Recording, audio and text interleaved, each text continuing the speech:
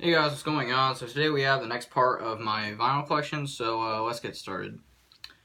First record we have is actually the first album that I ever got on vinyl, and technically I didn't buy it because I got the CD of this and it came with a code for the record for free, so I got it before I actually had a turntable.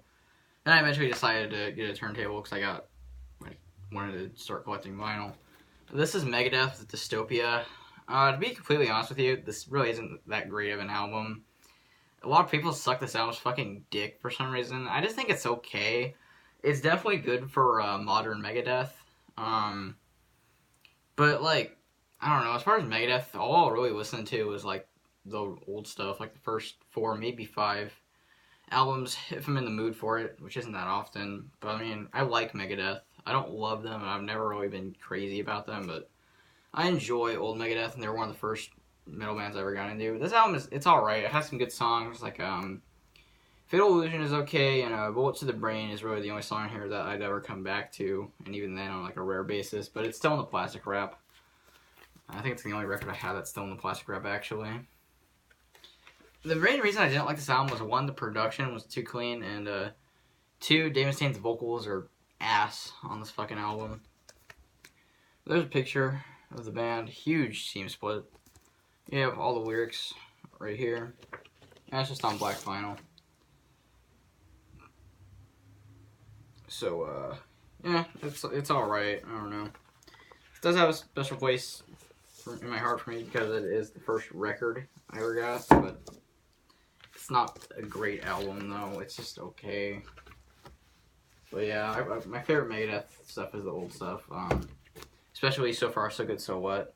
That's like my favorite from them.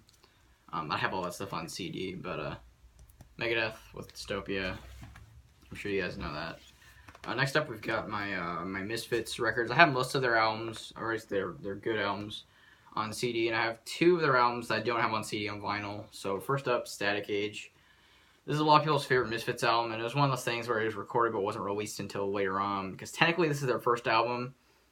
Although A Walk Among Us was released first, this album was recorded before that. But this has so many fucking great classic songs on here. You've got Last Caress, Return of the Fly, Hybrid Moments, We Are 138, Teenagers from Mars, Angel Fuck, Bullet, Attitude, She. Every song on here is fantastic and just really catchy. Very rockabilly inspired on this album, horror punk. But anyways, came with 2 inner sheets. First one is this. You got that. I like kind of a newspapery kind of material, so that's interesting. It's just on 108 gram black vinyl and a nice polyester sleeve. But really great. If I'm in the mood for the Misfits, I'll usually listen to this. Of course, I love the Misfits, just like everyone else does, honestly. I mean, they're one of the first bands I ever got into. And the first band that I ever discovered on my own, like, without the assistance of my parents, when I was like 11 years old. Like, the first band I ever heard like fucked up lyrics from. I'll never forget being like scared shitless when I first heard Last Caress in like 6th grade. Memories. But yeah, really good album. My favorite from them is Walk Among Us and American Psycho. I know Walk Among Us is a generic album, say it's your favorite, but really it is because that's the one that got me into them. Next up we have Evil Live. The quality on this album is garbage, but it encaptures the energy that this band has live that really was never captured on any of their studio albums, honestly. Because if you watch their live videos from like the old days, they just sounded really more energetic and just more fun live, honestly.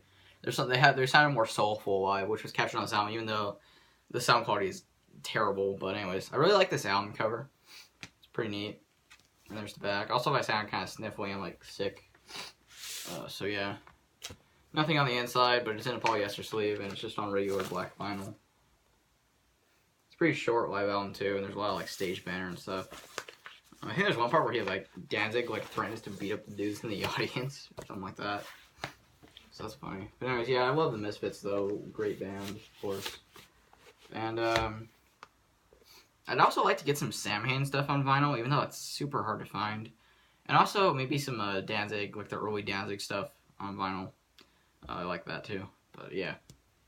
So that's all I've got from the Misfits on vinyl. The rest of my stuff I own from them is on CD, which is much more. Anyways, next up we've got my Morbid Angel records. First up, Altars of Madness, of course. One of the first death metal albums I ever bought. Love this album. It had to grow on me a bit. I liked it at first, but I didn't grow to love it until later on. But it's really a masterpiece. It's not their best, because it doesn't sound like any of their other albums. It's a lot thrashier and a lot more old school sounding. But that doesn't mean that it's not a 10 out of 10. It's still a 10 out of 10. It's just not the greatest album that they've ever made. But Black Vinyl is the Earache FDR reissue. I had so much fun with this album when I first got it. And the insert. Lyrics on that side. Pretty cool. Also, another little thing that I keep inside the sleeve. Is this picture from when at fucking school in the I think it was a talent show. Me and my friend Mo on drums in our band, which we haven't played shit for a long time because he doesn't have a drum set. We played Maze of Torment from school. I have a video of it on YouTube. Maze of Torment as well as some Mayhem songs, but Maze of Torment was like the highlight of the set. And a friend of mine took this picture, so that's me. And I'm wearing my Altars of Madness long sleeve. That was like half a year ago, but just really fun memory, and that was probably my favorite gig I've ever played, honestly. It was just really fun, and yeah. So I keep that with the album, obviously, because Maze of Torment is on the sound. That's probably my favorite song on the album, along with Chapel of Ghouls and Suffocation. I also really like Immortal Rites, of course. That's the first Morbid Angel song I ever heard. Also, yeah, fantastic album. You can't go wrong with this. If you're getting into death metal, this is an album that was new. But if you're getting into Morbid Angel, I wouldn't recommend this album. Even though it's their most popular. But yeah, Altars of Madness. Next up, we have what I would say is the best album to get into Morbid Angel with. Blessed Are the Sick. This was my favorite album from Morbid Angel for the longest time, but at this point, it's probably my second favorite. My first favorite would be Covenant, because that one has a little bit more depth, and that one's pretty much more definitive of their sound. And this one is where they found their sound for sure. But like, I don't know, I just like Covenant a little bit more, especially production-wise. But anyways, this is a fantastic album, though. It feels less like an album than Covenant 2, because the songs kind of have an awkward flow in some parts, like with a lot of the interludes and stuff. And this is also where they started doing all those interludes. But it's a damn good album, though. Every song on here is great. My favorites being Fall From Grace, and I also love, what's the name of the fucking song? Day of Suffering. So I'm trying to open this up. But yeah, also an FDR reissue from Earache. Got this for Christmas last year. And I listen to this album all the time. It's just a fantastic death metal album. And it's the easiest Morbid Angel album to get into. It's less weird than their other stuff, at least songwriting-wise. It's just a really cool album. So yeah, Blessed Are the Sick. And it's probably one of their most blasphemous-sounding albums, too. So yeah, last album I have from Morbid Angel, although I really want to get all their stuff. In between, I need to get Covenant on vinyl. I have it on CD. And then I need to get Domination and, I forget the name of the album after that. I need to get Domination in that one. I can't remember the name of that fucking album. Formula's Favorite of the Flesh. I need to get that one too. But anyways, this is Gateways to Annihilation. Really great album. This is probably the best Steve Tucker era Morbid Angel album. I really love this one a lot.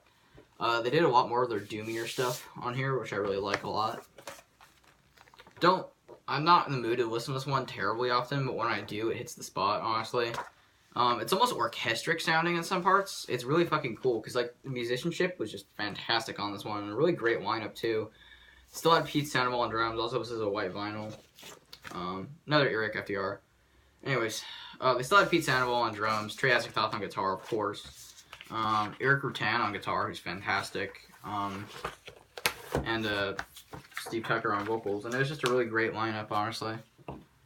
But yeah, this is my favorite Steve Tucker era Morbid Angel album. This is probably my fourth favorite Morbid Angel album, I think. But yeah, Gateways to Annihilation.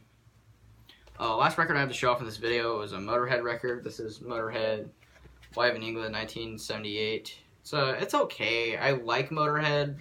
I don't love them as much as a lot of people do. I like them, and obviously I respect what they fucking did for extreme metal, or metal in general, honestly. I just don't listen to them that often just because I'm not often in the mood to listen to them. But this is a really thick sleeve, and I always have a hard time getting this in and out. I've only listened to this a handful of times too, because the live album and the quality is not the greatest, but you have a ton of liner notes. And this is also on white vinyl, but it's a thicker white vinyl. But yeah, it's pretty cool. This is also very early stuff. I'm pretty sure this might have even came out before Ace of Spades. I'm not even sure, although I'm probably wrong on that. But eventually, I was also limited to 1,000 copies. I got number 139. And there's the insert. I need to get Ace of Spades and probably Overkill on vinyl at some point. But it's just not my top priority at the moment. Because, I mean, everyone knows Motorhead, and I don't know, I'm just not in the mood to listen to it extremely often, but I do like Motorhead. I'm just not a fucking huge super fan, being completely honest. I mean, I get so much shit for that, but it's just my honest opinion. I mean, very influential, but as far as, I don't have a lot of respect for Motorhead, and fucking Rip Lemmy, fucking legend, but as far as when I'm in the mood to listen to Motorhead, it's not very often. But yeah, and also, the thing is kind of like embossed, so that's cool. But yeah, this is pretty neat to have. So anyways, that's it for this video, though. Hope you guys enjoyed. Don't forget to like, comment, subscribe, and I'll see you later.